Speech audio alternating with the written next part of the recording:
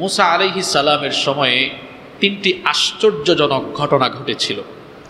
তার মধ্যে প্রথম ঘটনাটি ছিল এই, বনী ইসরাইলের মধ্যে এক লোককে হত্যা করা হয়েছিল, কিন্তু হত্যাকারী বা খুনি যে ব্যক্তি তার কোনো সন্ধান পাওয়া যাচ্ছিল না। এ ব্যাপারে যখন মতবিরোধ শুরু হয়ে গেল, এ ব্যাপারে যখন সবাই বলা বলি আরম্ভ করল, খুনি ব্যক্তিকে কেউ যখন বের করতে পারছিল না, তখন আল্লাহ তাআলার অসীম কুদরতে ওই মৃত ব্যক্তি আল্লাহর হুকুমে জীবিত হয়েছিল এবং নিহত সেই ব্যক্তি জীবিত হওয়ার পরে আল্লাহর কুদরতে সে তার হত্যাকারীর নামও বলে দিয়েছিল। আল্লাহু আকবার। এটি একটি বিস্ময়কর এবং অলৌকিক ঘটনা। কোরআনুল কারীমের 2 নম্বর সূরা সূরাতুল বাকারা, আপনারা তো নাম শুনেছেন এই সূরার, তাই না? এই যে বাকারা, হোয়াটস দ্য মিনিং অফ বাকারা? বাকারার অর্থ কি? বাকারা মানে হচ্ছে গাভী। এই সূরার মধ্যে গাভী সংক্রান্ত একটি ঘটনা আছে। গাভী জবাই, গরু জবাইকে কেন্দ্র করে একটি ঘটনা আছে। ওই ঘটনাকে কেন্দ্র করে এই সূরার নাম হয়েছে সূরাতুল বাকারা। এবং গাভী জবাইয়ের সেই ঘটনা ঘটেছিল বনী ইসরাইলের মধ্যে। এই ঘটনাটি আল্লাহ তাআলা সূরা বাকারা 67 নম্বর আয়াত থেকে 74 নম্বর আয়াত পর্যন্ত ধারাবাহিকভাবে বর্ণনা করেছি। তো মুসা আলাইহিস সালাম এর সময়ে বনী ইসরাইলে একটি হত্যাকাণ্ড ঘটল। এই হত্যাকাণ্ড ঘটার পরে খুনি ব্যক্তিকে খুঁজে পাওয়া যাচ্ছিল না। ঘটনাটি ছিল এই রকম।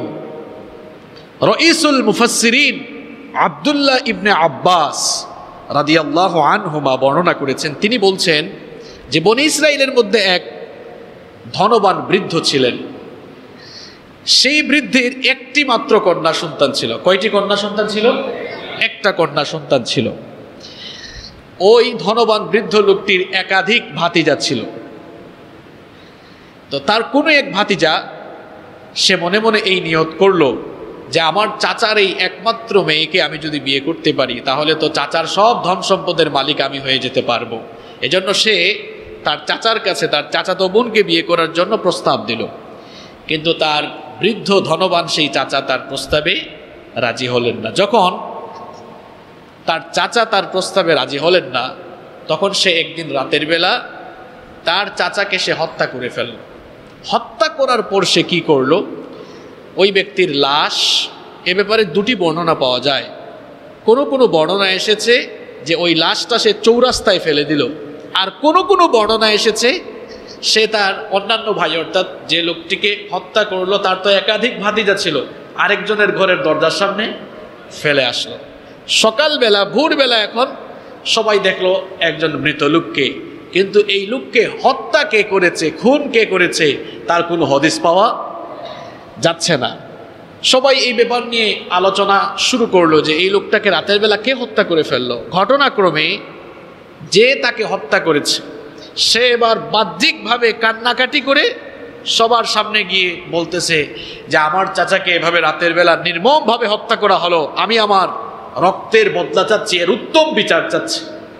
সে খুন করে সেই এবার বাহ্যিকভাবে কান্নাকাটি করে সেই বিচার চাইছে। এখন সবাই বলা বলি করলো কে তাকে হত্যা করলো।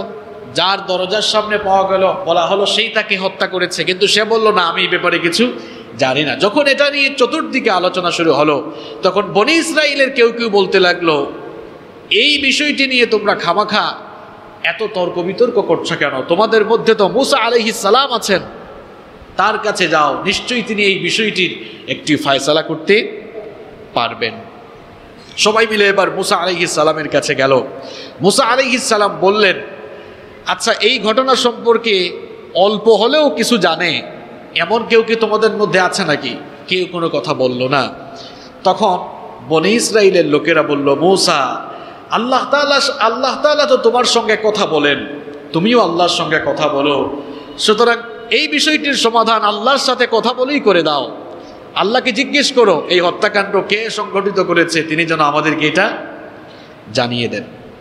বনী ইসরাইলের লোকেরা সাইয়েদনা মুসা আলাইহিস সালামকে বলল, ওগো আল্লাহর নবী মুসা, তুমি তোমার রবের সাথে কথা বলে এই বিষয়টির ফয়সালা করে দাও।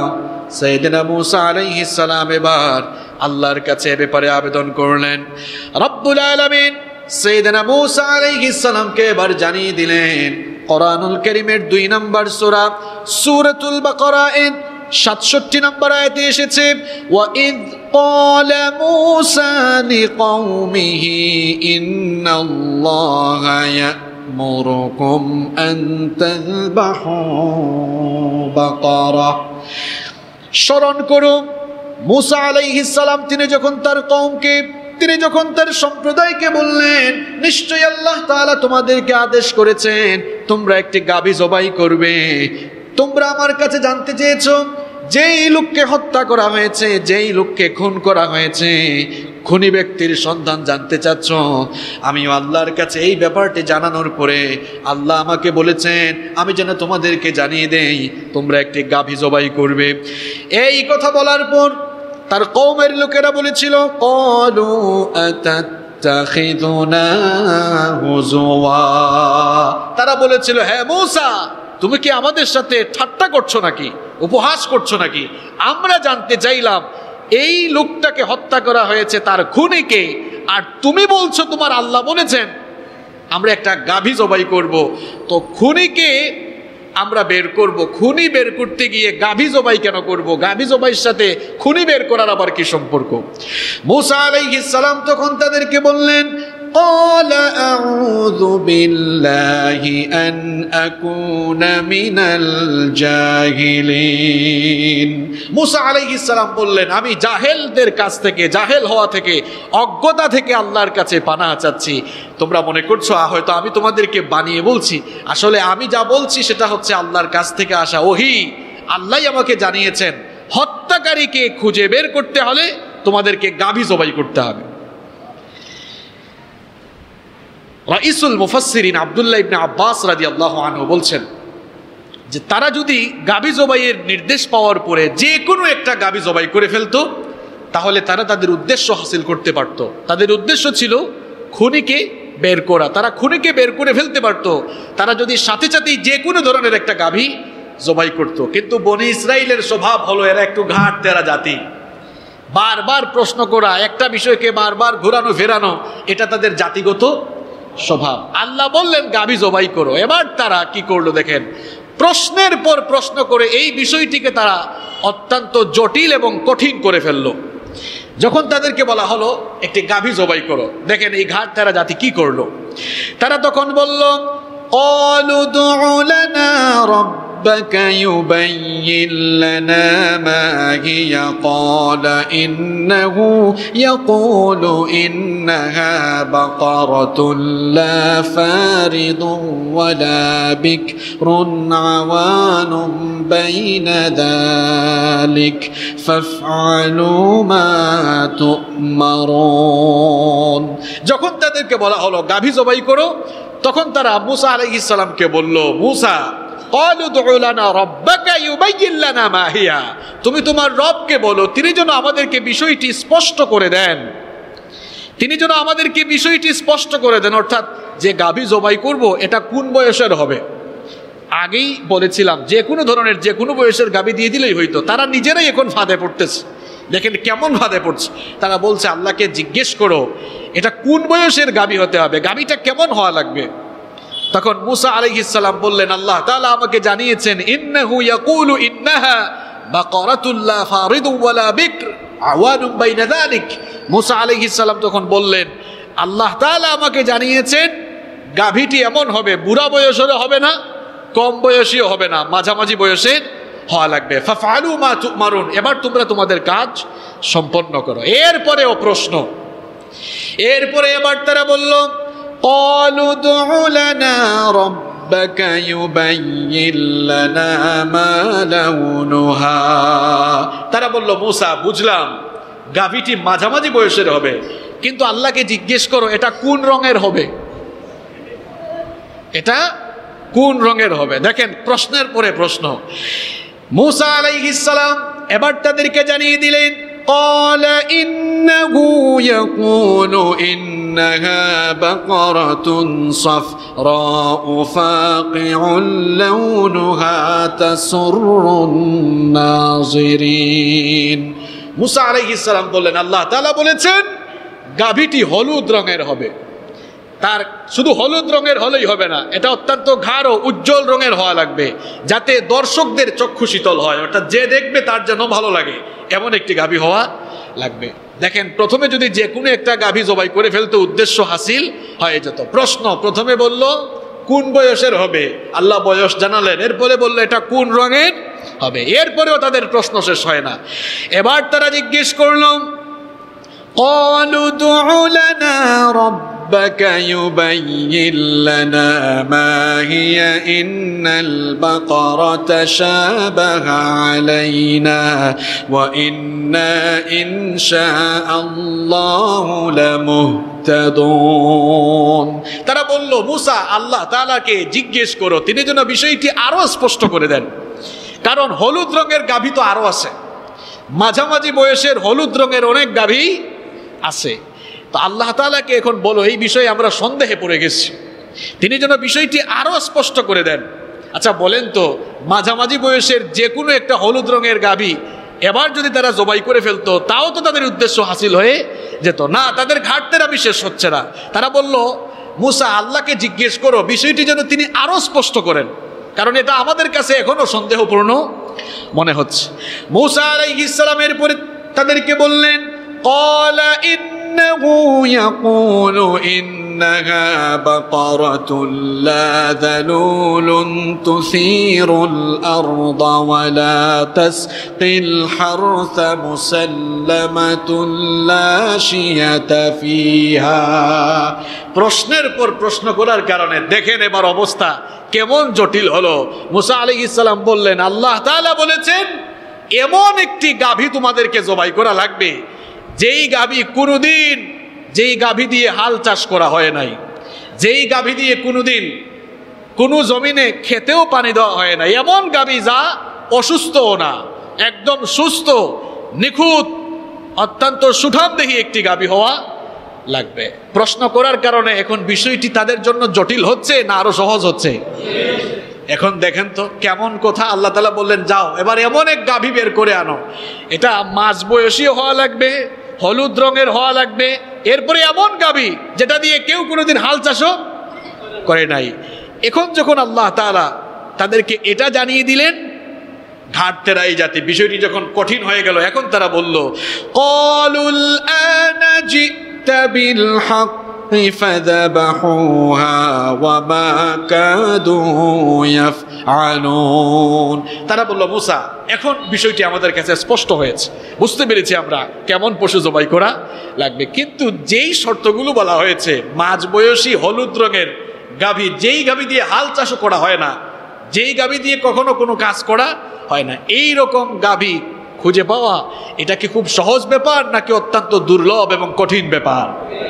তারা খোঁজা শুরু করলো, খুঁজতে খুঁজতে, অনেক খুঁজতে খুঁজতে, বহু খুঁজতে খুঁজতে তারা এরকম একটা গাভী পেল, মাঝবয়সী হলুদ রঙের এমন একটি গাভী তারা পেল, যে গাভী দিয়ে কখনো হাল চাষ করা হয় নাই, যেই গাভী সুস্থ, এরকম একটি গাভী পেল। এখন গাভী পাওয়ার পরে, খুঁজে পাওয়ার পরে সমস্যা দেখা দিল, এইরকম একটা গাভী তারা পেয়েছে, আর কোথাও এটা পাচ্ছে না। যে সমস্যা এবার দেখা দিল, গাভীর মালিক যে ছিল সে এবার তার গাভীটিকে বিক্রি করতে রাজি হচ্ছে না। মুশকিল আছে না নাই? এখন এত কষ্ট করে গাভী খুঁজে পাইল, এখন গাভীর মালিক গাভী বিক্রয় করতে চাইছে না, সে রাজি না। এখন তারা সবাই মিলে তাকে বুঝালো যে, শোনো, তোমার এই গাভীর যে পরিমাণ ওজন আছে, এই পরিমাণ ওজন অর্থাৎ সমপরিমাণ ওজনের সোনা তোমাকে দিব, স্বর্ণ। তখন তো আর টাকা পয়সা দিয়ে লেনদেন হতো না, এই টাকা পয়সা দিয়ে লেনদেন শুরু হয়েছে এটা তো কয়েক শতাব্দী ধরে, কিন্তু এর আগে স্বর্ণ মুদ্রা, রৌপ্য মুদ্রা এগুলো দিয়ে বিনিময় হতো। তো তারা বলল, তোমার গরুর যে পরিমাণ ওজন, এই গাভীর সমপরিমাণ ওজন স্বর্ণ তোমাকে দেওয়া হবে। চিন্তা করছেন কত পরিমাণ বিনিময়? জটিল হয়েছে তাদের এই অপকর্মের জন্যই বিষয়টি জটিল হয়েছে। এরপরেও গাভীওয়ালা, গাভীর মালিক রাজি হচ্ছে। শেষ পর্যন্ত তারা তাকে কোনোভাবে বুঝায়া এবার গাভীটি ক্রয় করলো গাভীর ওজনের সমপরিমাণ 10 গুণ বেশি পরিমাণ স্বর্ণমুদ্রা দিয়ে। কয় গুণ? 10 গুণ বেশি পরিমাণ স্বর্ণমুদ্রা দিয়ে এবার গাভীটি তারা ক্রয় করলো। গাভী ক্রয় এখন তারা ক্রয় করলো কেন? জবাই করার উদ্দেশ্যে না। কিন্তু দেখেন জবাই করার পরে তারা বললো না, এটা আমরা জবাই করবো না, যেহেতু এত বিনিময় দিয়ে জবাই আমরা কিনলাম, এটা জবাই করবো না। আল্লাহ তাআলা বলছেন ওমা কাদু ইয়াফআলুন, জবাই করতে তারা ইতস্ততা বোধ শুরু করলো। এরপরে পূর্ববর্তী যে গজব এগুলা তাদের মাথায় আবার আসছে, মনে করলো এখন যদি আবার কোনো গজব নেমে আসে, এখন বললো ঠিক আছে আমরা এটাকে জবাই করব। জবাই করার পরে কি ঘটলো? আল্লাহ তাআলা বললেন, মুসা আলাইহিস সালামকে বললেন, যে পশুটিকে জবাই করা হয়েছে ওই গাভীর গোশতের একটা টুকরা দিয়ে মৃত ব্যক্তিকে হালকা আঘাত করো। আল্লাহ তাআলা বললেন ফাকুলনা ইদরিবুহু বিবাদিহা কাযালিকা ইউহয়িল্লাহুল মাউতা ওয়া ইউরিকুম আয়াতিহি লাআল্লাকুম তা'কিলুন। আল্লাহ তাআলা বললেন ফাকুলনা ইদরিবুহু বিবাদিহা, এই গাভীর গোশতের টুকরা দিয়ে, গোশতের যে কোনো একটি টুকরা দিয়ে মৃত ব্যক্তিকে আঘাত করো। মৃত ব্যক্তিকে যখন এবারে জবাইকৃত গাভীর এক টুকরা মাংস দিয়ে আঘাত করা হলো, আল্লাহর হুকুমে আল্লাহর কুদরতে মৃত ব্যক্তি এবার জীবিত হয়ে গেল। কোন কোন বর্ণনা এসেছে যে তার গলা থেকে তখন রক্ত ঝরছিল। মুসা আলাইহিস সালাম তাকে জিজ্ঞেস করলেন তোমাকে কে হত্যা করেছিল? তখন মৃত ব্যক্তি বলল ওই আমার যে ভাতিজা আপনার কাছে এসে কেঁদে কেঁদে বিচার দিয়েছে, সেই এই কাজ করেছে, সেই আমাকে হত্যা করেছে। এই ঘটনা দেখার পরে সচক্ষে বনে ইসরাইলের লোকেরা দেখার পরে, অলৌকিক এই ঘটনা দেখার পরে তারা বিস্মিত হয়ে গেল, হতবাক হয়ে গেল। আল্লাহ তাআলা বলছেন যে কাযালিকা ইউহয়িল্লাহুল মাউতা, এভাবেই আল্লাহ তাআলা মৃতকে জীবিত করেন। আজও পৃথিবীতে বহু মানুষ আছে এরা মৃত্যুকে বিশ্বাস করলেও মৃত্যু পরবর্তী জীবনকে অস্বীকার করে। এজন্য সূরা কিয়ামার মধ্যে আল্লাহ তাআলা বলেছেন আলাম ইয়াকুন নুতফাতাম মিন মানিয়্যিন ইউমনা, এই বিজ্ঞান মনস্ক মানুষ যারা, আল্লাহ আপনাদের জন্য প্রশ্ন ছুড়ে দিয়েছেন। আপনারা তো বিজ্ঞান নিয়ে বেশি পড়াশোনা গবেষণা করতে করতে এখন অনেকেই আছে যারা মৃত্যু পরবর্তী জীবন মানতে চায় না। এদের উদ্দেশ্যে আল্লাহ সূরা কিয়ামায় শেষের দিকে প্রশ্ন ছুড়ে দিয়েছেন আলাম ইয়াকুন নুতফাতাম মিন মানিয়্যিন ইউমনা, তুমি কি তোমার বাপ, আল্লাহ তাআলা প্রশ্ন করছেন তুমি কি তোমার বাবার যে স্পাম ছিল সেই স্পাম সমূহ থেকে নির্গত হওয়া এক ফোঁটা স্পাম ছিলে না? তুমি এক ফোঁটা স্পাম ছিলে, স্থলিত এক ফোঁটা শুক্রবিন্দু থেকে আমাদেরকে বানালেন কে? কি প্রশ্ন আল্লাহ করেছেন। আল্লাহ বলছেন তুমি কি এক ফোঁটা নাপাক পানি ছিলে না? সেই নাপাক পানি থেকে আমি তোমাকে স্টেপ বাই স্টেপ মায়ের পেটের ভেতরে তৈরি করে এরপরে দুনিয়াতে নিয়ে এসেছি। আর সূরা কিয়ামা আল্লাহ শেষ করলেন এভাবে, প্রশ্ন করে বর্ণনা দিয়ে শেষ করলেন এভাবে আলাইসা যালিকা বিকাদিরিন আলা আন ইউহয়িয়াল মাউতা, যেখানে তোমার নাম ঠিকানা ঘর বাড়ি কিছুই ছিল না, অস্তিত্বহীনতা থেকে যিনি তোমাকে অস্তিত্ব দিলেন তিনি বুঝি তুমি মরে গেলে আবার তোমাকে জিন্দা করতে পারবেন না? পারবেন কিনা? সুতরাং আল্লাহ তাআলা এই বনি ইসরাইলের মধ্যেই এমন একটি ঘটনা ঘটালেন, মৃত ব্যক্তিকে আল্লাহ জীবিত করে দিলেন। আল্লাহ পারেন কিনা? কথা বলেন না কেন? আল্লাহ পারেন কিনা? এই ঘটনা স্বচক্ষে বনি ইসরাইলের লোকেরা দেখলো। এই ঘটনা নিজের চোখে দেখার পরেও তাদের অন্তর, তাদের হৃদয় আল্লাহর প্রতি অনুগত হলো না। এই জন্য আল্লাহ তাআলা বললেন সুম্মা কাসাত কুলুবুকুম মিন বাদি যালিকা ফাহিয়া কাল হিজারাতি আও আশাদ্দু কাসওয়া। আল্লাহ তাআলা বলছেন অতঃপর তাদের অন্তর আরো কঠিন হয়ে গেল। এই ঘটনা দেখার পরে তাদের অন্তর আরো কঠিন হয়ে গেল, এত কঠিন যে পাথরের চেয়ে আরো কঠিন হয়ে গেল। এরপরে আল্লাহ পাথরের কথা এখানে বলছেন।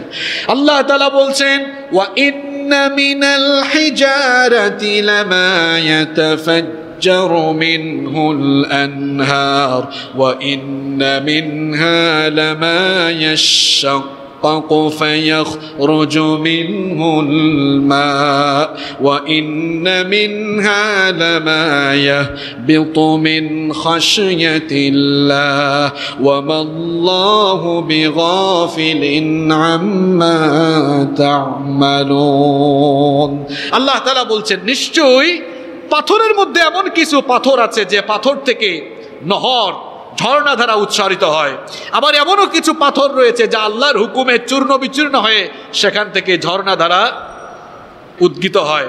এরপরে আল্লাহ তাআলা বলছেন উদ্গত হয়, এরপরে আল্লাহ তাআলা বলছেন পাথরের মধ্যে আবার এমন কিছু পাথর আছে যা আল্লাহর ভয়ে খসে পড়ে যায়, আল্লাহর ভয়ে যেগুলো চূর্ণ বিচূর্ণ হয়ে যায়। আল্লাহু আকবার। আল্লাহ বলছেন আল্লাহর ভয়ে পাথর থেকে ঝর্ণাধারা বহমান হয়, আল্লাহর ভয়ে পাথর চূর্ণ বিচূর্ণ হয়, আল্লাহর ভয়ে পাথর ধসে পড়ে। কিন্তু এই বনী ইসরাইলের লোকগুলোর অন্তর এই পাথরের চাইতে আরো কঠিন। নিজের চোখে এত ঘটনা দেখার পরেও তাদের অন্তর কঠিন থেকে গেল, বরং বারবার তারা আল্লাহর সাথে সীমালঙ্ঘন, বারবার তারা আল্লাহর সাথে বিদ্রোহ এবং নবীর সঙ্গে বেয়াদবি করেছে, যা গত 5 জুমায় আপনাদেরকে শুনিয়েছি। এত অনুগ্রহ তারা আল্লাহর কাছ থেকে পেয়েছে, এত ঘটনা নিজের চোখে তারা দেখেছে। মনে আছে কিনা আপনাদের? গত জুমার আগের জুমায় বলেছিলাম তুর পাহাড়ে তারা গিয়েছে, মুসা আলাইহিস সালাম আল্লাহর সঙ্গে কথা বলেছেন, সেটা শুনেছে। তুর পাহাড়কে তাদের মাথার উপরে তোলা হয়েছে, সেটাও নিজের চোখে দেখেছে।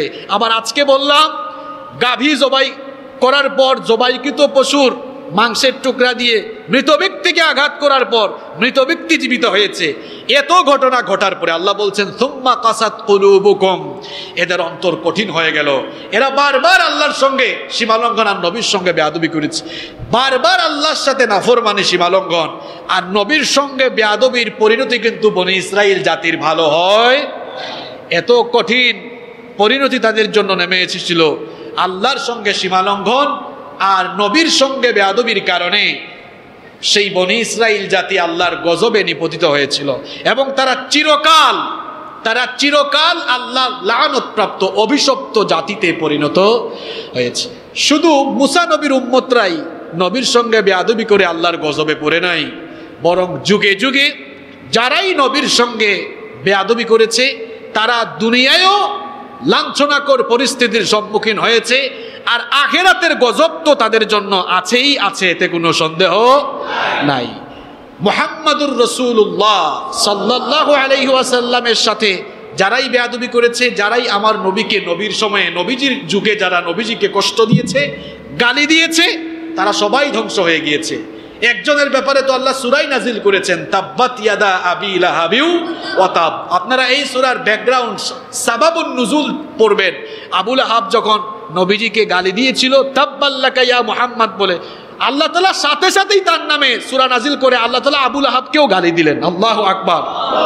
তাহলে নবীজির অপমান যিনি বরদাস্ত করেন না তিনি কে? আল্লাহ। এই যে ইমানুয়েল ম্যাক্রো, ফ্রান্সের প্রেসিডেন্ট ইমানুয়েল ম্যাক্রো, তার দেশে নবীজির কার্টুন প্রদর্শনী হলো, সে বিষয়টাকে ইতিবাচক হিসাবে নিয়েছে, এটা বন্ধের কোনো কার্যক্রম সে নেয় নাই। আল্লাহ তাআলা তাকে এমন বেইজ্জত করলেন, সে মনে করেছিল যে আমি তো সব সময় প্রশাসনের প্রোটেকশনে থাকি, আমাকে পাওয়া কি এত সোজা? আপনারা জানেন ইতিমধ্যে 2 বার সে জনসম্মুখে থাপ্পড় খেয়েছে। এটা তো দুনিয়ায় মানুষের থাপ্পড় খেয়েছে, ইমানুয়েল ম্যাক্রো যে ফেরেশতাদের কত থাপ্পড় খায় এটা আল্লাহ কেবল ভালো জানেন। মানুষের শুধু থাপ্পড় খাইছে, ফেরেশতাদের কেমনে থাপড়াবে এটা তো সে এখনো জানে না। এখনো ফেরেশতার থাপড়ানো বাকি আছে, ফেরেশতার থাপড়ানো বাকি। এরপরে ফেরেশতার লোহার রড দিয়ে লোহার মুগুর দিয়ে পিটানো বাকি, আর জাহান্নামের আগুনে জাহান্নামের শাস্তি তো এখনো বাকি আছে ইনশাআল্লাহ। কারণ আল্লাহ তাআলা কোরআনুল কারীমে সুস্পষ্ট বলেছেন, কোরআনুল কারীমের 33 নম্বর সূরা, সূরা আহজাবের 57 নম্বর আয়াতে আল্লাহ তাআলা সুস্পষ্ট করে বলেছেন নবী অবমাননার এই বিষয়টিকে আল্লাহ তাআলা এত সোজাভাবে নেন না, এদের জন্য দুনিয়া আখিরাতে শাস্তি রয়েছে। ঘোষণাটা কার? আল্লাহ।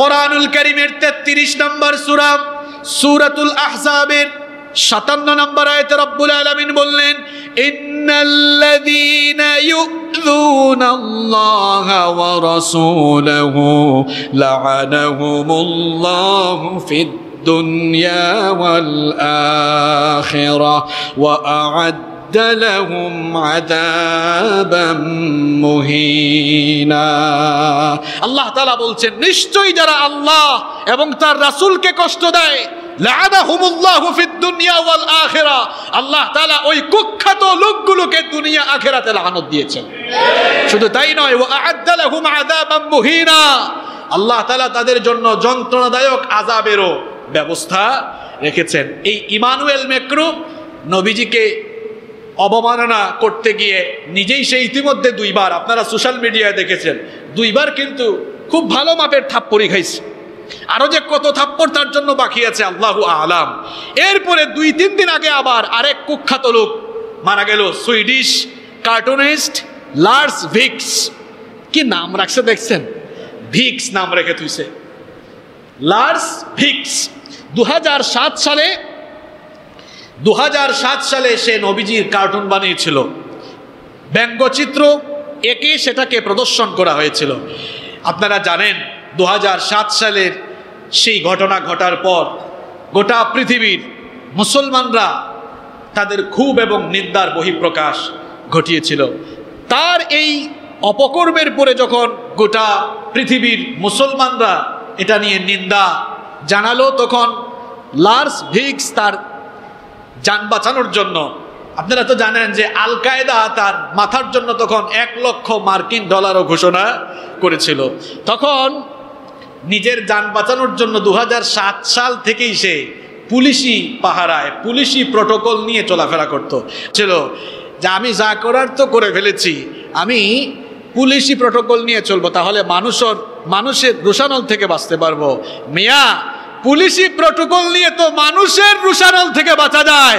কিন্তু সারা দুনিয়ার সমস্ত প্রশাসন নিয়ে ঘুরলেও আল্লাহর রোষানল থেকে বাঁচা যায় না তুমি মনে করেছো পুলিশি প্রটোকল নিয়ে ঘুরতেছো মানুষ আমাকে ধরতে পারবে না ছুঁইতে পারবে না আমার কোনো ক্ষতি করতে পারবে না তো তোমার এই পুলিশ দিয়ে কি তুমি আল্লাহর রোষানল থেকে বাঁচতে পারবে নাকি কারণ আল্লাহ তাআলা বলেছেন ইন্না বাতশা রাব্বিকা লাশাদীদ আল্লাহ তাআলা বলছেন তোমার রবের ধরাটা বড় কঠিন আল্লাহ ধরেন না কিন্তু যখন ধরেন তখন কিন্তু ছাড়েন না এমন ধরা ধরেন ইন্না বাতশা রাব্বিকা লাশাদীদ আল্লাহ তাআলা বলছেন তোমার রবের পাকড়াও এটা বড় কঠিন লার্স ভিক্স নামের কেউ আমাদের দেশে না থাকলেও দেখবেন এই চরিত্রের কিছু মানুষ আছে মন যা চায় আলেম ওলামাদেরকে নিয়ে তা বলবে আলেম ওলামাদেরকে অত্যন্ত নিচুমানের ওয়ার্ড আলেম ওলামাদের জন্য ব্যবহার করবে আর ইসলামের বিরুদ্ধে সারাদিন কথা বলবে কাজ করবে মনে করে আমার সাথে তো পুলিশ র্যাব প্রটোকল আছে কে আর আমাকে ধরতে পারে মিয়া এই লার্স ভিক্স থেকে শিক্ষা নাও মনে করছিল যে পুলিশি পাহারায় তো আছি কে আর আমাকে ধরবে আল্লাহর রোষানল থেকে বাঁচতে পারে নাই ওই পুলিশের গাড়িতে থাকা অবস্থায় আপনারা জানেন রোড অ্যাক্সিডেন্ট করে মারা গিয়েছে কোনো সংবাদ মাধ্যমে দেখেছি যে যখন আগুন নেভাতে গিয়েছে তখন নাকি আগুন আরো জ্বলে উঠেছে আমরা তো আর জানি না কিন্তু সংবাদ মাধ্যমগুলোতে দেখেছি হতে পারে এটা সত্যও হতে পারে বলেন পুলিশি প্রটোকল নিয়ে চলাফেরা করেও বাঁচতে পেরেছে তা আমাদের মধ্যেও অনেকেই আছেন যারা এরকম যা মন চাই তাই বলেন মনে করেন পুলিশ আর র্যাব তো সামনে পিছনে আছে পা দিয়া হাত দিয়া তো সবসময় সালাম দেয় ফেরেশতাদের কোন সময় কোন জিনিস দিয়া সালাম জানাবে অভিবাদন জানাবে এটা আল্লাহ ছাড়া কিন্তু আর কেউ জানে না গত রাতে সারা দেশে ভূমিকম্প হয়েছিল আপনারা সবাই জানেন তাই না এই ভূমিকম্প এটা কি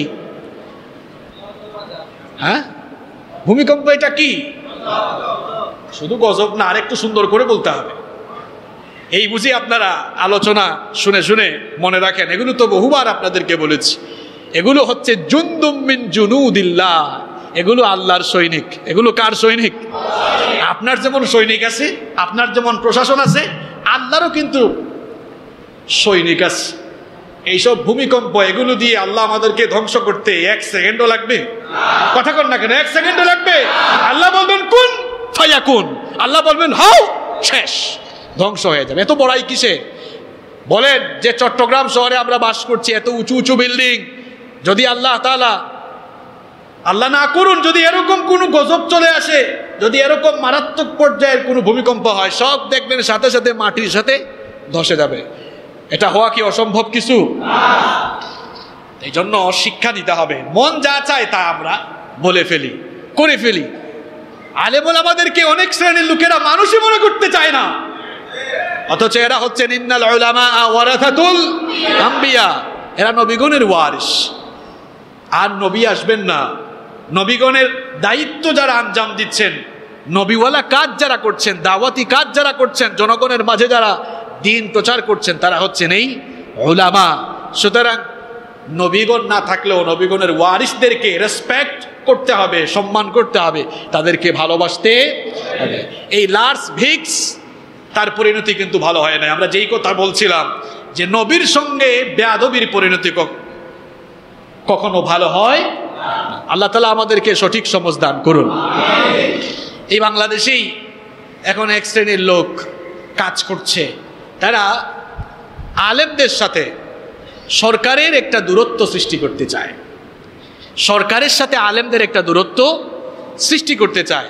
এজন্য আলেম ওলামাদের বিরুদ্ধে তারা সব জায়গায় প্রপাগান্ডা চালায় এবং আলেম ওলামাদের বিরুদ্ধে তথ্য সন্ত্রাস চালিয়ে আলেম ওলামাদের বিরুদ্ধে একচেটিয়া বর্তমানে কাজও করা হচ্ছে। আমরা সরকারকে বলতে চাই, আমরা তো সরকারের দুশ্মন নই, আমরা তো সরকারের দুশ্মন নয়। আমরা তো বক্তব্য দিয়ে সরকারকে ক্ষমতা থেকে নামাইতেও পারবো না, উঠাইতেও পারবো না। আমরা সরকারের বিরোধী দল না। ওলামায়ে কেরাম যারা আছেন তারা কোরআন হাদিসের কথা বলেন, তাদেরকে কোরআন হাদিসের কথা বলার সুযোগ দিতে হবে। কোরআন হাদিসের কথা এটা কারো পক্ষে গেলে বিপক্ষে গেলেও কিছু করার নেই, কোরআন হাদিসের কথা বলতে হবে। এই যে মুফতি কাজী ইব্রাহিম সাহেবকে গ্রেফতার করা হলো, এর আগেও বাংলাদেশের অনেক আলেম ওলামাকে গ্রেফতার করা হয়েছে, তাদের হাতে হাত করা পড়ানো হয়েছে। এটা আলেমদের শানের সাথে যায় না। আমরা এই জন্য সরকারকে বলতে চাই, আমরা সরকারকে অনুরোধ করতে চাই যে সব কাজ প্রশাসনের উপরে ন্যস্ত না করে, যেহেতু আমাদের দেশে একটি ইসলামিক ফাউন্ডেশন আছে, ইসলামিক ফাউন্ডেশনটাকেও কিছু কাজ দেন। যদি দেশের কোনো আলেম কোনো ব্যাপারে বক্তব্য দিয়ে থাকেন আর সরকারের যদি সেই বক্তব্যের ব্যাখ্যা জানা লাগে, সরকার অবশ্যই সেই অধিকার রাখেন। ব্যাখ্যা যদি সরকার জানতে চান, তাহলে প্রশাসন দিয়ে কেন, ইসলামিক ফাউন্ডেশনে দেশের শীর্ষস্থানীয় ওলামাদেরকে দিয়ে একটা ওলামা বোর্ড গঠন করা হোক। যে ওলামা বোর্ডের কাজ হচ্ছে যে কোনো আলেম যদি কোনো অসংলগ্ন বক্তব্য দিয়ে থাকেন, ওই বোর্ড ওই আলেমকে ডাকবেন, তার কাছ থেকে ব্যাখ্যা জানতে চাইবেন। আচ্ছা বলেন তো, একজন আলেমের কাছ থেকে বক্তব্যের ব্যাখ্যা একজন আলেম জানবে না জাহেল জানবে? আমি কি ভুল বললাম? আপনাদের কমন সেন্স কি বলে? আচ্ছা সূরা ইউসুফের ব্যাখ্যা এটা আপনি আলেমকে জিজ্ঞেস করলে সে বলতে পারবে, নাকি যার সারাদিন যে হাল চাষ করে সে বলতে পারবে? কথা বলেন না কেন? এখন একজন আলেম যদি কোনো একটি ব্যাপারে বক্তব্য দিতে গিয়ে যদি সেটা সরকারের কাছে মনে হয় যে ওই আলেম অসংলগ্ন কথাবার্তা বলেছেন, ভালো কথা, ইসলামিক ফাউন্ডেশন একটি বোর্ড থাকুক যেখানে শুধু আলেমরাই থাকবেন, শীর্ষ পর্যায়ের ওলামা, এমন হতে পারে তারা নির্দলীয় ওলামা, দেশের প্রবীণ ওলামা, এদেরকে সেখানে রাখা যেতে পারে এবং সেই আলেমরা ডাকবেন যে আপনি কেন এমন বক্তব্য দিলেন, আপনার বক্তব্যের ব্যাখ্যা দেন।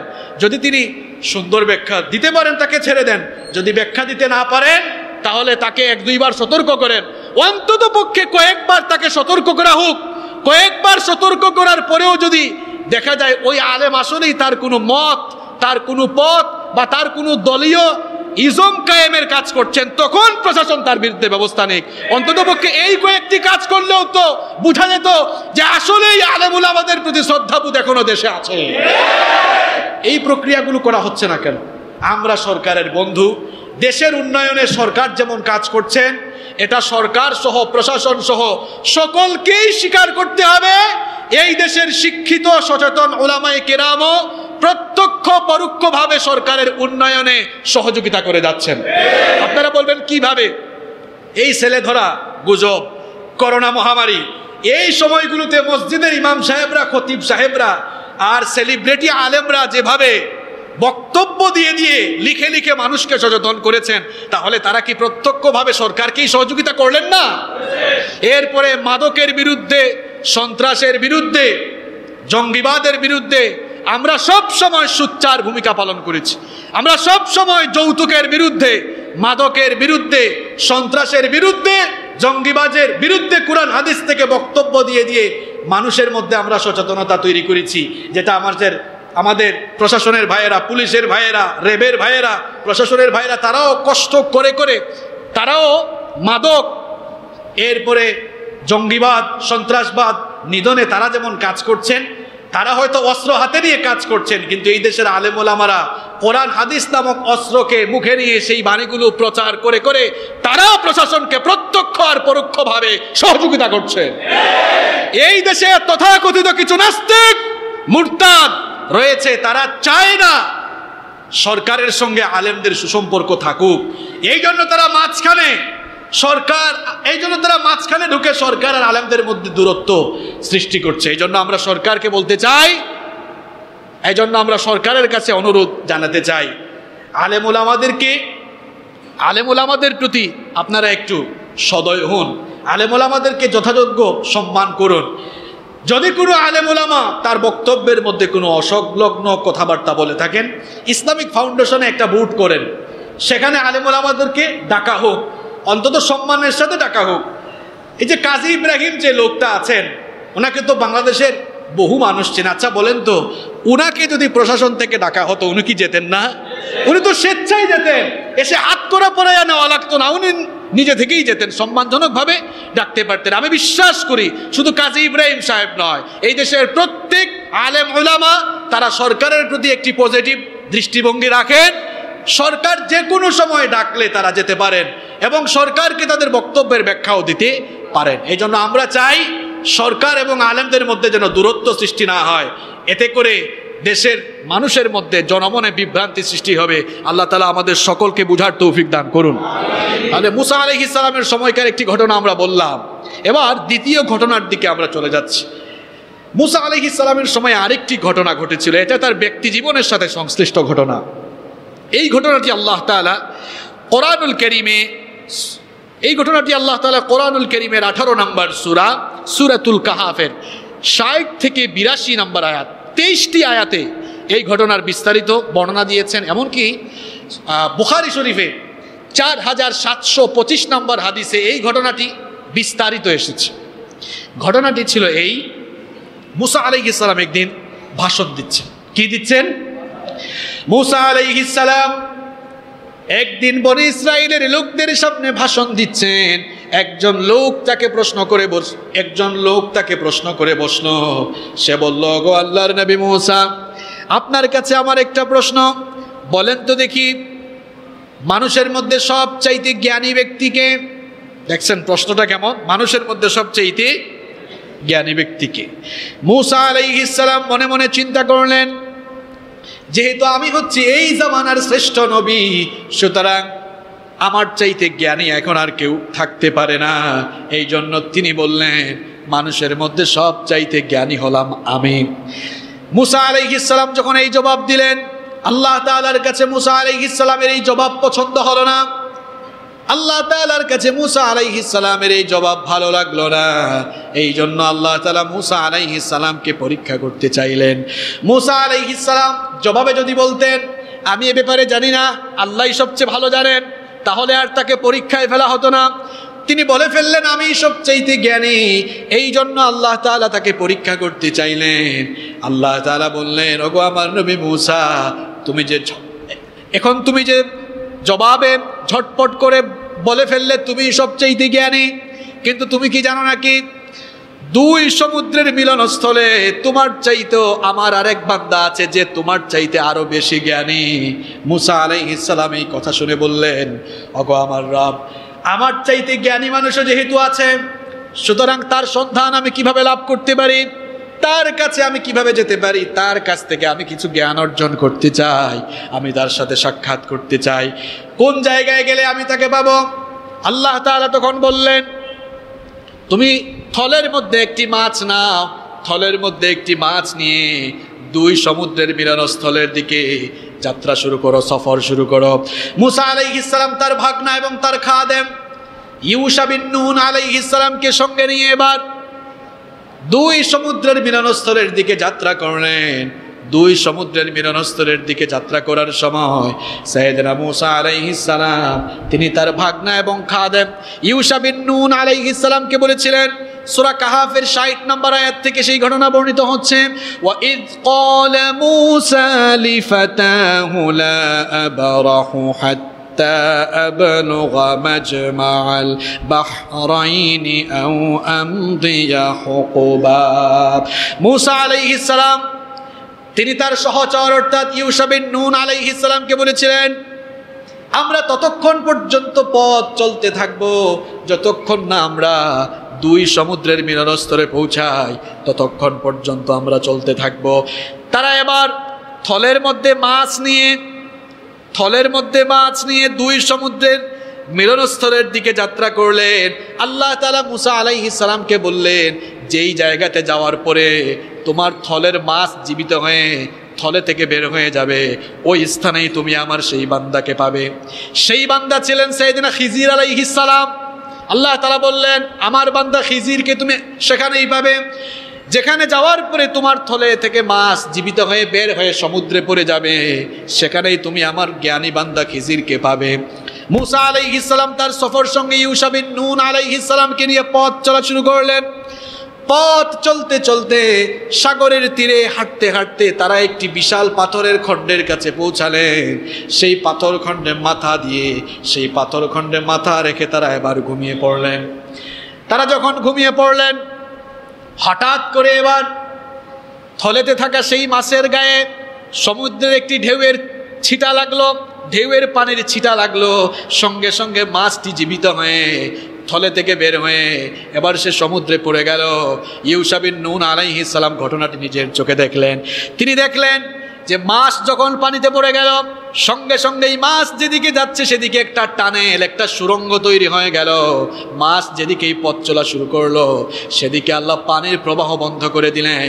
একটি নালা অর্থাৎ টানেলের মতো অবস্থা তৈরি হয়ে গেল। আল্লাহ তাআলা এই ঘটনা এভাবে বর্ণনা করছেন, ফালাম্মা বালাগা মাজমা'a বাইনিহিমা নাসিয়া হুতাহুমা ফাত্তাখাযা সাবিলাহু ফিল বাহরি সারাবা। আল্লাহ তাআলা বললেন, তারা যখন সেই দু সমুদ্রের মিলনস্থলে পৌঁছালো, তারা তখনও জানতেন না যে সেটা দু সমুদ্রের মিলনস্থল। অর্থাৎ তারা যখন ওই পাথরে মাথা রেখে ঘুমিয়ে পড়লেন, মাছ থলে থেকে বের হয়ে গেল, থলে থেকে বের হয়ে সমুদ্রে ঝাঁপ দিল। আর ইউশা বিন নুন আলাইহিস সালাম ঘটনাটি দেখলেন। কিন্তু মূসা আলাইহিস সালাম ঘুম থেকে জাগার পরে ইউশা বিন নুন আলাইহিস সালাম ঘটনাটি মূসা আলাইহিস সালামকে বলতে ভুলে গেলেন। তিনি আর ঘটনাটি বললেন না। মূসা আলাইহিস সালাম ঘুম থেকে জাগ্রত হওয়ার পর মূসা আলাইহিস সালাম ইউশা বিন নুন আলাইহিস সালামকে বললেন, চলো, আমাদেরকে এখানে থেমে থাকলে চলবে না। তারা আবার পথ চলা শুরু করলেন। ওই দিনের বাকি অংশ পথ চললেন, রাতের বেলাও সারা রাত তারা পথ চললেন। সকালবেলা আবার মূসা আলাইহিস সালাম ক্লান্ত হয়ে গেলেন। ক্লান্ত হয়ে মূসা আলাইহিস সালাম ইউশা বিন নুন আলাইহিস সালামকে বললেন যে সকালের নাস্তা প্রস্তুত করো, এই সফরে আমরা ক্লান্ত হয়ে গেছি। কোরআনুল কারীমে এসেছে, ফালাম্মা জাওয়াজা ক্বালা লিফাতাহু আতিনা গাদাআনা লাকাদ লাকিনা মিন সাফারিনা হাদা নাসাবা। মূসা আলাইহিস সালাম তিনি বললেন যে আতিনা গাদাআনা, সকালের নাস্তা নিয়ে আসো, কারণ এই সফরে আমরা ক্লান্ত হয়ে গিয়েছি। ইউশা বিন নুন আলাইহিস সালাম এবার যখন নাস্তা প্রস্তুত করতে যাবেন, মনে পড়লো, আয়রে, গতকাল তো ঘটনা ঘটে গেছে অলরেডি, থলে থেকে মাছ বের হয়ে গিয়েছে। তিনি এবার মূসা আলাইহিস সালামকে গিয়ে বললেন, ক্বালা আরাআইতা ইয আওয়াইনা ইলাস সাখরাতি ফাইন্নী নাসিতুল হুতা ওয়া মা আনসানিয়াহু ইল্লাশ শাইতানু আন আযকুরা واتخذ سبيله في البحر عجبا। ইউশা বিন নুন আলাইহিস সালাম বললেন যে আমি তো একটি কথা আপনাকে বলতে ভুলে গিয়েছিলাম। আমরা যখন ওই পাথরের খণ্ডে মাথা রেখে ঘুমাচ্ছিলাম, আরাম করছিলাম, আমি তো আপনার আগে জেগে গিয়েছিলাম। আমি জেগে দেখলাম যে সাগরের একটি ঢেউয়ের পানির ছিটা এসে মাছের গায়ে লাগলো, আর মাছ সাথে সাথে জীবিত হয়ে থলে থেকে বের হয়ে সমুদ্রে ঝাঁপ দিল। কিন্তু আপনি ঘুম থেকে ওঠার পরে আমি এটা আপনাকে বলতে ভুলে গিয়েছিলাম।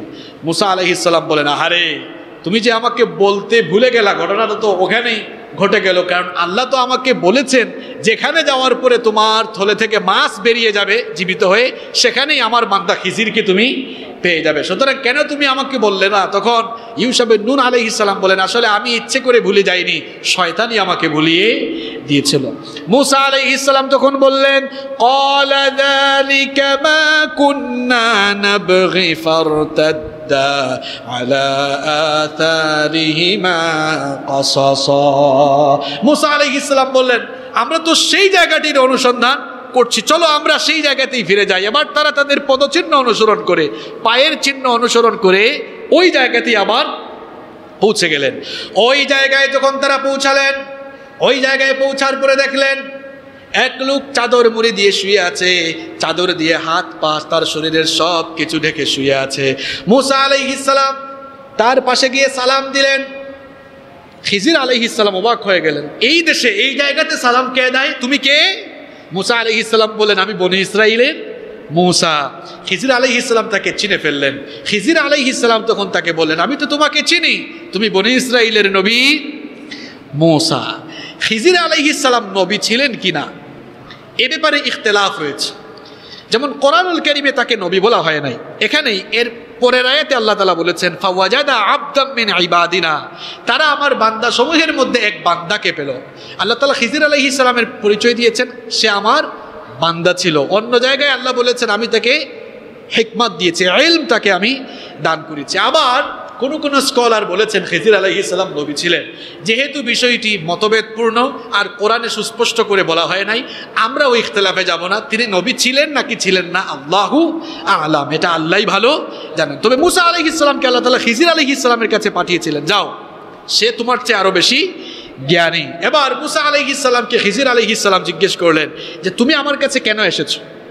এবার মূসা আলাইহিস সালাম তার আগমনের উদ্দেশ্য বলছেন। তিনি বলছেন যে আল্লাহ তাআলা আমাকে বলেছেন তিনি আপনাকে সঠিক পথের জ্ঞান দিয়েছেন, এজন্য আমি এসেছি আপনার কাছ থেকে কিছু জ্ঞান আহরণের জন্য। মূসা আলাইহিস সালাম বললেন, ক্বালা লাহু মূসা হাল আত্তাবিউকা আলা আন তুআল্লিমানি মিম্মা উল্লিমতা রুশদা। মূসা আলাইহিস সালাম বললেন, আমি কি এই শর্তে আপনাকে অনুসরণ করতে পারি নাকি আল্লাহ আপনাকে যে জ্ঞান দিয়েছেন সেখান থেকে আপনি আমাকে জ্ঞান দান করবেন, অর্থাৎ আমি আপনার কাছ থেকে জ্ঞান অর্জনের উদ্দেশ্যে এখানে এসেছি। খিজির আলাইহিস সালাম তখন তাকে বললেন, ক্বালা ইন্নাকা লান তাসতাতিআ মা'ইয়া সাবরা ওয়া কাইফা তাসবিরু আলা মা লাম তুহিত বিহি খুবরা। মূসা আলাইহিস সালামকে খিজির আলাইহিস সালাম বললেন, ওগো আল্লাহর নবী মূসা, তুমি আমার সঙ্গে ধৈর্য ধরে থাকতে পারবে না, কারণ আল্লাহ তাআলা তোমাকে এমন জ্ঞান দিয়েছেন যে জ্ঞান আমাকে আল্লাহ দেন নাই, আবার আমাকে এমন জ্ঞান আল্লাহ দিয়েছেন যা আল্লাহ তোমাকে দেন নাই। আর আমার সঙ্গে থাকতে অনেক সবরের দরকার, আমার মনে হয় তোমার সেই সবর হয়তো থাকবে না। মূসা আলাইহিস সালাম এবার বললেন, قال ستجدني إن شاء الله صابرا ولا أعصي لك أمرا। মূসা আলাইহিস সালাম বললেন, ইনশাআল্লাহ আপনি আমাকে সবরকারীদের মধ্যে পাবেন, কারণ খিজির আলাইহিস সালাম তো জানেন যে মূসার সবর একটু কম, আল্লাহর সঙ্গে কথা বলতে বলতে আল্লাহকে বলছিল আল্লাহ দেখতে চাই, তো বলেন আমার সঙ্গে থাকতে হলে এত সবর তোমার হবে কিনা জানি না, থাকতে পারবা না। আর মূসা আলাইহিস সালাম বলবেন, চিন্তা করেন না, আমার সবর আছে, আমি আপনার সাথে থাকতে পারবো। খিজির আলাইহিস সালাম দেখলেন মূসা আমাকে ছাড়বে না, ধরছে আর ছাড়বে না। এবার খিজির আলাইহিস সালাম বললেন, আমার সঙ্গে থাকতে পারবে, কিন্তু কন্ডিশন আছে, শর্ত আছে। এবার মূসা আলাইহিস সালামকে তিনি শর্ত দিলেন, ক্বালা ফাইন اتبعتني فلا تسألني عن شيء حتى أحدث لك منه ذكرا। মূসা আলাইহিস সালামকে খিজির আলাইহিস সালাম বললেন, তুমি যদি আমাকে অনুসরণ করতে চাও, শর্ত হলো তুমি আমাকে কোনো ব্যাপারে প্রশ্ন করতে পারবা না। কি করতে পারবা না? প্রশ্ন করতে পারবা না, কারণ খিজির আলাইহিস সালাম জানেন যে মূসা আলাইহিস সালাম বেশি বেশি কি করেন, প্রশ্ন করেন। তো তিনি বললেন যে আমাকে প্রশ্ন করতে পারবা না, আমি তোমাকে কোনো বিষয়ে জানানোর দরকার হলে, ব্যাখ্যা দেওয়ার দরকার হলে আমি তোমাকে ব্যাখ্যা দিব, কিন্তু কোনো বিষয়ে প্রশ্ন করতে পারবো না। মুসা আলাইহিস সালাম বললেন, ঠিক আছে, একমত আপনার সাথে, আমি আপনাকে কোনো প্রশ্ন করবো না, কিন্তু এরপরও আমি আপনার সফর সঙ্গী হতে চাই। এবার খিজির আলাইহিস সালাম মেনে নিলেন। এবার দুজনেই এবার সফর শুরু করলেন। সমুদ্রের তীরে, সমুদ্রের পাড় দিয়ে তারা হাঁটতেছিলেন। হাঁটতে হাঁটতে পথ চলতে চলতে কিছুদূর গিয়ে তারা একটি নৌকা পেলেন। ওই নৌকায় ওঠার জন্য নৌকা চালকের সাথে তারা কথা বললেন। নৌকা চালক খিজির আলাইহিস সালামকে চিনে ফেললো, এই জন্য বিনা পয়সায় তাদেরকে নৌকায় উঠালো। বললো, আমি আপনাদের কাছ থেকে পয়সা নিব না, এই শর্তে আপনারা নৌকায় উঠতে পারেন। এখন তারা নৌকায় উঠলেন। নৌকায় ওঠার পরে নৌকা যখন চলতে লাগলো, মুসা আলাইহিস সালাম লক্ষ্য করলেন যে খিজির আলাইহিস সালাম নৌকা ফুটা করে দিলেন। নৌকা কি করে দিলেন? ছিদ্র করে দিলেন। মুসা আলাইহিস সালাম বললেন, মুসা আলাইহিস সালাম মনে মনে ভাবলেন যে এটা কোনো কাজ হইল? এই লোকটা আমাদেরকে সম্মান জানিয়ে বিনা ভাড়ায় নৌকায় তুললো, আর আপনি তার নৌকাটা ফুটা করে দিলেন, ছিদ্র করে দিলেন, এটা কি ঠিক করলেন আপনি? মুসা আলাইহিস সালাম এই প্রশ্ন যখন করলেন, খিজির আলাইহিস সালাম তখন বললেন, ক্বালা আলাম আকুল ইন্নাকা লান তাসতাতিআ মাইয়া সাবরা। মুসা আলাইহিস সালামকে খিজির আলাইহিস সালাম বলেন, মুসা, আপনাকে কি আগে বলি নাই আপনার সবর কম? বলি নাই যে আপনি আমাকে কোনো প্রশ্ন করতে পারবেন না? মুসা আলাইহিস সালাম বলবেন, ঠিক আছে, সরি, আমি আর কোনো প্রশ্ন করব না, কিন্তু ব্যাপারটি আমার কাছে ভালো লাগে নাই। তখন বললেন যে না, আমার সঙ্গে থাকতে হলে কোনো প্রশ্ন করা যাবে না। নৌকা ফুটা করে দিলেন, ছিদ্র করে দিলেন আর কি। কিছুক্ষণ পরে দেখা গেল ওই নৌকায় এসে একটি পাখি বসলো, একটি চড়ুই পাখি বসলো। কোনো বর্ণনা এসেছে একটি চড়ুই পাখি বসলো। একটি পাখি যখন বসলো, ওই পাখি নৌকায় বসে এবার সমুদ্রের বিশাল জলরাশিতে ঠুকর মারলো পানি পান করার জন্য। আচ্ছা বলেন তো, কোনো পাখি যদি পানি পান করার জন্য সমুদ্রের বিশাল জলরাশিতে ঠুকর মারে, তার ঠোঁট লাগায়, সমুদ্রের সব পানি খেয়ে ফেলতে পারবে? এক ফুটা পানিও তো খাইতে পারবে না। খিজির আলাইহিস সালাম মুসা আলাইহিস সালামকে বললেন, এই পাখিটির ঠোঁটের মধ্যে যে পানি আছে, আল্লাহ তাআলার জ্ঞানের তুলনায় তোমার, আমার আর তামাম মানুষ, তামাম মাখলুকাতের জ্ঞান হলো ততটুকু। এই বিশাল জলরাশি থেকে এই পাখি যতটুকু নিয়েছে, পান করেছে, ঠিক ততটুকু। আল্লাহু আকবার। অর্থাৎ যে জ্ঞানের অহংকার মুসা তুমি করেছিলে, আল্লাহ তাআলার জ্ঞান থেকে গোটা তামাম দুনিয়ার মাখলুকাতের যে জ্ঞান, এর উদাহরণ হলো তামাম এই জলরাশি থেকে এই পাখি যেমন অল্প একটু নিয়েছে, জলরাশির কোনো ক্ষতি হয় নাই, জলরাশি থেকে কমেও নাই, ঠিক তেমনিভাবে আল্লাহর সেই বিশারহীন জ্ঞান থেকে বা আল্লাহর জ্ঞান ভাণ্ডার থেকে আল্লাহ আমাদেরকে কালিল দিয়েছেন, আর সেই কালিল, সেই নগণ্য হলো এতটুকু। ঠিক ততটুকু তুমি দেখছো ওই পাখি তার ঠোঁট দিয়ে যতটুকু পানি সমুদ্রের জলরাশি থেকে নিয়েছে। আল্লাহ প্রথম ঘটনা ঘটলো। এরপরে দেখেন দ্বিতীয় ঘটনা কি ঘটলো। নৌকা থেকে তারা নামলেন। নৌকা থেকে নামার পরে তারা এবার পথ চলা শুরু করেন। কিছু দূর যেতে না যেতেই এমন একটি জায়গায় তারা গেলেন, গিয়ে তারা দেখলেন সেখানে কিছু বালক খেলাধুলায় মত্ত রয়েছে। খিজির আলাইহিস সালাম সেই বালকদের মধ্য থেকে সবচাইতে সুদর্শন, সবচাইতে সুন্দর এবং বুদ্ধিমান বালকটিকে ডেকে তাকে হত্যা করে ফেললেন। মুসা আলাইহিস সালাম বলেন, এইটা আপনি কোনো কাম করলেন? হ্যাঁ, এখানে তারা খেলতেছিল, সবচেয়ে সুন্দর এবং সবচেয়ে বুদ্ধিমান ছেলেটাকে ডেকে, নিষ্পাপ ছেলেটিকে ডেকে আপনি হত্যা করে ফেললেন, এটা কোনো কাজ হইল? খিজির আলাইহিস সালাম বললেন, মুসা, বলেছিলাম না আমাকে কোনো প্রশ্ন করতে? মুসা আলাইহিস সালাম বিপদে পড়েছেন, প্রশ্ন করলে জবাবও পাওয়া। তিনি বললেন, আচ্ছা ঠিক আছে, সরি, চলেন আরো সামনে যাই। এবার তারা সফর শুরু করলেন। যেতে যেতে আরেক জায়গায় গিয়ে তারা হাজির হয়েছেন। এগুলো কিন্তু গল্প না, এটা বুখারীতেও হাদিস এসেছে। সূরা কাহাফ আপনারা পড়বেন, সূরা কাহাফের 60 থেকে 82 নম্বর আয়াতে এই ঘটনাটি আল্লাহ তাআলা বিস্তারিত বর্ণনা করেছেন। কিছু দূর যেতে না যেতেই তারা এমন এক জনপদে গিয়ে হাজির হলেন, এমন একটি জনপদের কাছে গেলেন, গিয়ে তারা তাদের কাছে খাবার চাইলেন, বলেন আমাদেরকে কিছু খাবার দাও, কিন্তু কেউ তাদেরকে কোনো খাবার দিল না। এরপরে তারা দেখলেন যে ওই জনপদে এক জায়গায় একটা দেয়াল হেলে পড়ে আছে। তো খিজির আলাইহিস সালাম ওই দেয়ালটা ঠিক করে দিলেন, প্রাচীরটা ঠিক করে দিলেন। মুসা আলাইহিস সালামের তো প্রশ্নের শেষ হয় না। মুসা আলাইহিস সালাম তখন বললেন, লাউ শিকতা লাত্তাখাযতা আলাইহি আজরা, আপনি তো ঠিক করে দিলেন, আপনি তো চাইলে পারিশ্রমিক নিতে পারতেন। আমরা ক্ষুধার জ্বালায় মরতেছি, এই অঞ্চলের মানুষ একটু মেহমানদারিও করে না, তা আপনি তো একটু পারিশ্রমিক নিতে পারতেন, তাইলে আমরা সবাই মিলে একটু খাওয়া দাওয়া করতে পারতাম। তখন খিজির আলাইহিস সালাম বললেন, قال هذا فراق بيني وبينك। খিজির আলাইহিস সালাম বলেন, মুসা তোমাকে 2 বার সুযোগ দিয়েছি, এটা 3 নাম্বার, তৃতীয়বার আর তোমার সাথে আমার কোনো সম্পর্ক নাই, এখানেই আমাদের সম্পর্ক ফিনিশ। তোমাকে না বলছিলাম আমাকে কোনো প্রশ্ন করতে পারবে না, আমি নিজেই ব্যাখ্যা দিব। মানে ব্যাখ্যা শোনানোর আগেই তুমি অস্থির হয়ে যাও, এখানেই তোমার আমার সম্পর্ক শেষ। তবে যে ঘটনাগুলো এতক্ষণ ঘটছে, এবার আমি তোমাকে এর ব্যাখ্যা শোনাবো। এবার তিনি ব্যাখ্যা শোনালেন, বলেন, ওই যে প্রথম ঘটনা কি ছিল মনে আছে আপনাদের? হ্যাঁ, মাশাআল্লাহ মনোযোগ আছে, ঘটনায় তো আপনাদের ভালোই মনোযোগ থাকে দেখতেছি। নৌকা কি করে দিয়েছিলেন?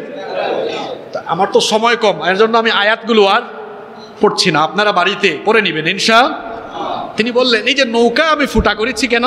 নৌকা ছিদ্র করেছি এই জন্য, এরা যেই অঞ্চলে নৌকা চালায় ওই অঞ্চলের বাদশা সে খুব জালেম, সে মানুষের নৌকাগুলো ছিনতাই করে নেয়, জোর করে ছিনিয়ে নেয়। আমরা যাদের নৌকায় উঠেছিলাম আল্লাহ আমাকে জানালেন যে এরা মিসকিন অসহায় মানুষ, এই নৌকার উপরেই তাদের জীবিকা, এই নৌকা দিয়ে তারা জীবিকা তারা আয় করে। তো আমি চিন্তা করলাম, আল্লাহ তাআলা আমাকে জানালেন যে যদি এই নৌকাটি আমি ছিদ্র করে দেই তাহলে ওই জালেম বাদশা এই নৌকাটি আর ছিনতাই করবে না, কারণ এই ফুটা করা নৌকা নিয়ে সে আর কি করবে। বললাম যদি এই নৌকাটাকে ছিদ্র করে দেই তাহলে নৌকার মালিক যে আছে এটাকে সামান্য একটু মেরামত করে সে আবার চালাইতে পারবে, এতে করে জালেম বাদশার কাছ থেকে তারা রেহাই পাবে। মাঝে মাঝে বড় জুলুমের হাত থেকে রেহাই পেতে হলে ছোট জুলুম করতে হয়। সুবহানাল্লাহ, কি সুন্দর ব্যাখ্যা। এরপরে 2 নম্বর ঘটনার ব্যাখ্যা দিলেন। 2 নম্বর ঘটনা কি ছিল? ওই যে বালক একটাকে ধরে এনে মেরে ফেললেন। তিনি বললেন, তোমার কি ধারণা আমি এমনি এমনি তাকে মেরে ফেলছি? শোনো, তাকে কেন মারলাম? এই যুবক ছেলেটি, এই বাচ্চা ছেলেটি, বালক ছেলেটির মা বাবা খুব নেককার, এরা ইমানদার, কিন্তু আল্লাহ তাআলার কিতাবে লেখা হয়েছে তাদের এই ছেলে কাফের হবে, এই ছেলে আল্লাহর সঙ্গে কুফরি করবে এবং তাদের এই কুফরির কারণে তাদের মা বাবা কষ্ট পাবে। এই জন্য আমি চিন্তা করলাম এই ছেলেটিকে যদি মেরে ফেলি তাহলে তার মা বাবা এই ছেলেটির কুফরি সীমালঙ্ঘনের কষ্ট থেকে বেঁচে যাবে। আর আমিও আল্লাহর কাছে দোয়া করলাম, আল্লাহ এর বিনিময়ে আরো উত্তম একটি সন্তান তার মা বাবাকে দাও, যেন ওই সন্তান এর চাইতে ভালো অর্থাৎ নেককারও হয় এবং তার অন্তরে যেন দয়া মায়া থাকে। সুবহানাল্লাহ। 3 নম্বর ঘটনার ব্যাখ্যা এবার দিলেন যে 3 নম্বর ঘটনা কি ছিল? দেওয়াল ঠিক করে দিয়েছিলেন। তিনি বললেন, এই দেওয়ালটা আমি এমনি এমনি ঠিক করি নাই, কারণ আল্লাহ তাআলা আমাকে জানিয়ে দিয়েছিলেন এই দেয়ালের মালিক যে ছিল, এই দেয়ালের মালিক ছিল 2 এতিম ছেলে, 2 এতিম ছেলে, আর তাদের বাবাও অত্যন্ত নেককার ছিলেন, তাদের বাবা অত্যন্ত নেককার ছিলেন। তো এই ইয়াতিম ছেলে, এদের মা বাবা নাই। এখন ওই যে দেয়ালটা ছিল ওই দেয়ালের নিচে তাদের বাবার রেখে যাওয়া কিছু গুপ্তধন ছিল। এই ঘটনাটা ঘটাইছেন কে? যেন মানুষজন এখানে দেয়াল পোড়া দেখে আর কেউ ওর কাছে না যায়, গুপ্তধনগুলো যেন হেফাজত থাকে। কিন্তু ওই ছেলেগুলো এবার প্রাপ্তবয়স্ক হয়েছে, তারা তো আর এই গুপ্তধনের খবর জানে না, তারা তাদের বাবার রেখে যাওয়া গুপ্তধন যেন পেয়ে যায়, এজন্য আল্লাহর হুকুমেই আমি ওই দেয়ালটা ঠিক করে দিয়েছি। সুবহানাল্লাহ। এই 3 ঘটনার ব্যাখ্যা দিয়ে তিনি চলে গেলেন। আর এই ঘটনাটি খিজির আলাইহিস সালামের সাথে মুসা আলাইহিস সালামের এই ঘটনা ঘটানোর আল্লাহর উদ্দেশ্যই ছিল। মুসা আলাইহিস সালাম বলেছিলেন তিনি সবচাইতে জ্ঞানী, আল্লাহ বললেন না, তোমার চেয়ে জ্ঞানী আরো আছে। তাহলে জ্ঞানগত অহংকারও করা যাবে না। আমাদের সময় যেহেতু কম, আমরা মুসা নবীর কাহিনী আজকেই শেষ করছি। 3 নম্বর যে ঘটনা সেটা হচ্ছে কারুনের ঘটনা। এটা আমি এর আগেও রমজান মাসে আপনাদেরকে বলেছিলাম, এজন্য বিস্তারিত আর আজকে বলবো না। কারুনের ঘটনা। কারুন ছিল মুসা আলাইহিস সালামের চাচাতো ভাই। মুসা আলাইহিস সালামের কি ছিল? চাচাতো ভাই। এবং আল্লাহ তাআলা তাকে অঢেল ধন সম্পদ দিয়েছিলেন। তার ধনভাণ্ডার, তার সম্পদ যে যে জায়গায় গচ্ছিত থাকতো এগুলোর চাবি বহন করার জন্য অসংখ্য লোকেরা ছিল। সুবহানাল্লাহ। চিন্তা করছেন কত ধন সম্পদ আল্লাহ তাকে দিয়েছিলেন। তার কওমের লোকেরা কারুনকে বলল যে তোমার ধন সম্পদ দিয়ে আখেরাত তালাশ করো। আমরা ধন সম্পদ দিয়ে শুধু কি করি? দুনিয়া তালাশ করি। দুনিয়া তালাশ আর আখেরাত তালাশ মানে কি?